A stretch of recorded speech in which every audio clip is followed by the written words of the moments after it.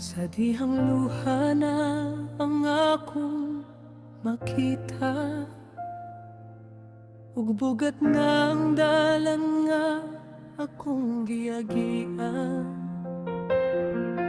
Mangutana kung anong kitugutan ang kasakit nga akong gibati karon. Apan ang imong pulong nagpahinumdom nga ikaw ana kanunay uban ka nako. Ang pag-antos nagatudlo ka nako, nga mo salig lamang sa imong gahom.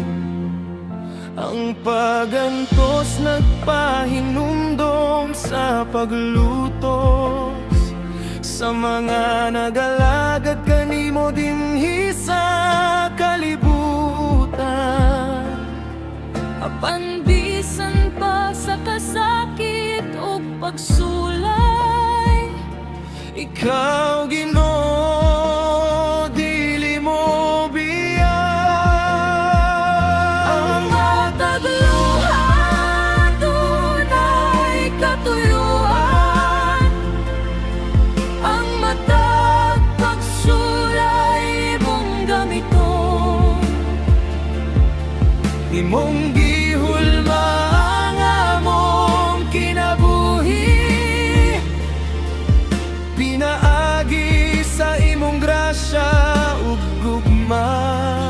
Ngano tugutan sa Dios ang pagantos, Aron ng kasing-kasing mo duol kanimo.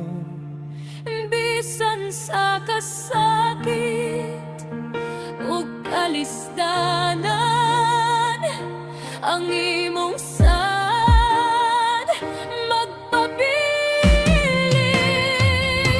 Ang antos nagpahinumdom sa himaya, Nga labaw pa kay sa kasakit nga among dalan, nagpahinumdom sa mga panalangin.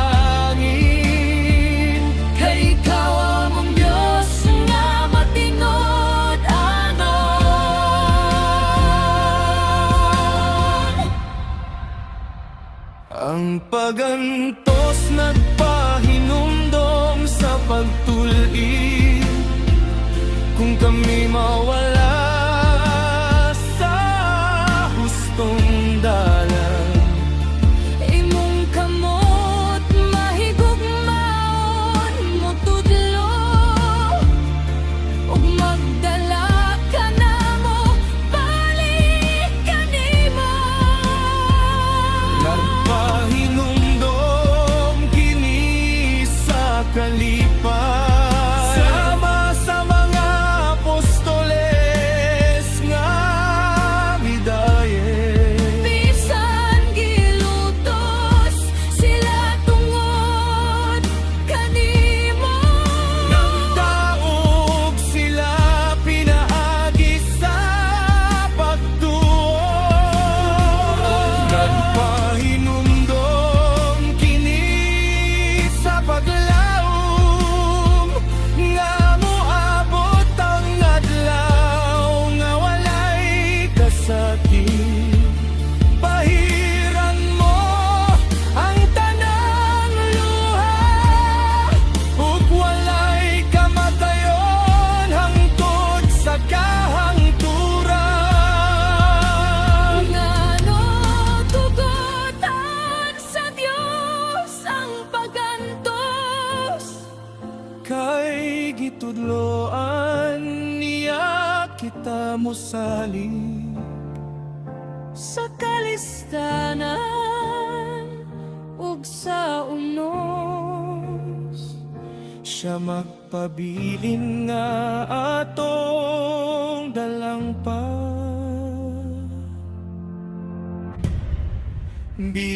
Bisalig ako sa